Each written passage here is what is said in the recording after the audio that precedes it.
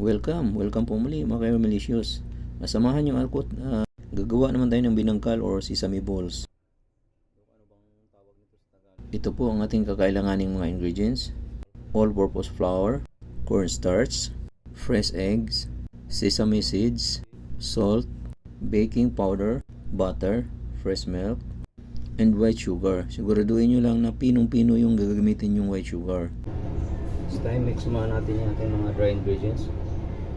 Flour, cornstarch, salt, baking powder, and white sugar. I-mix na natin. Siguraduhin lang natin na mahalo natin na mabuti lahat ng ating mga dry ingredients.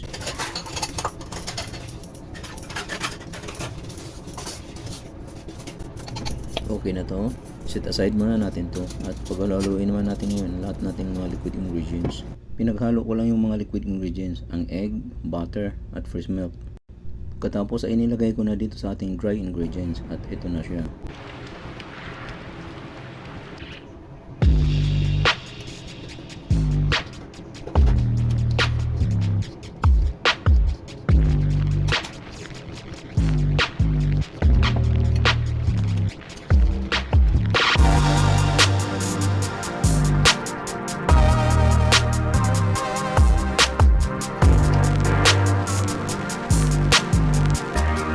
This time, pwede natin itong masahin sa kamay.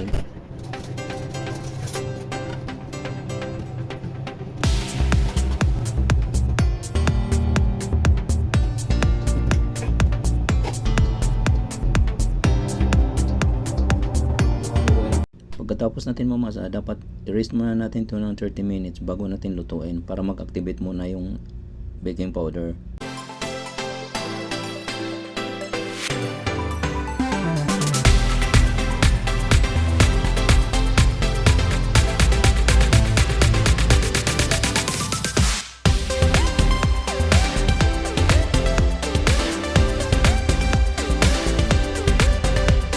This time, erase na natin ito ng 30 minutes. After 30 minutes, hulmahin na natin ang pabilog. Pagkatapos mabilog, i-roll na natin sa sesame seeds.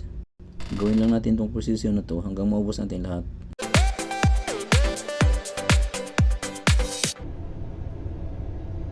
So ito na, natapos na natin pag-roll lahat. Ready for frying na ito. Bali, dalawang luto ang gagawin natin. Ang isa ay deep fry sa cooking oil.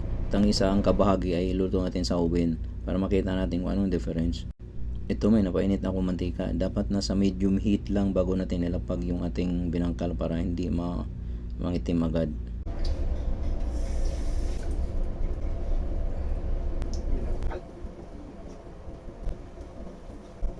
Huwag kayong mag-alala kung yung ibang sesame seeds ay kumakalas. Natural lang po yan. Normal lang po yan.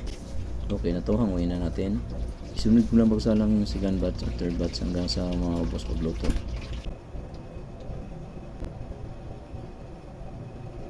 Natapos na natin pagluto lahat at ito na po ang ating binangkal.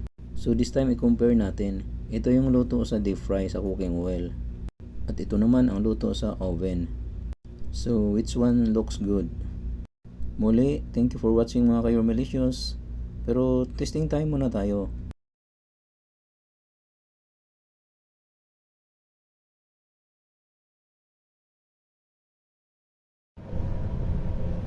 So tikman naman natin yung ating binangkal.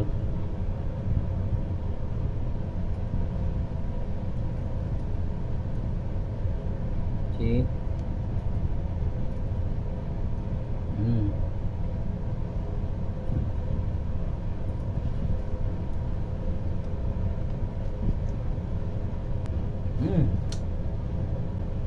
Suwabe yung crunchiness ng sesame seeds.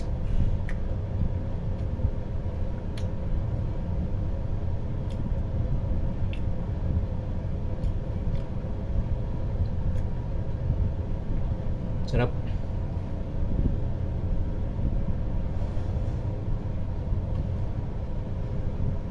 Ang bango ng sesame seeds. Ito na.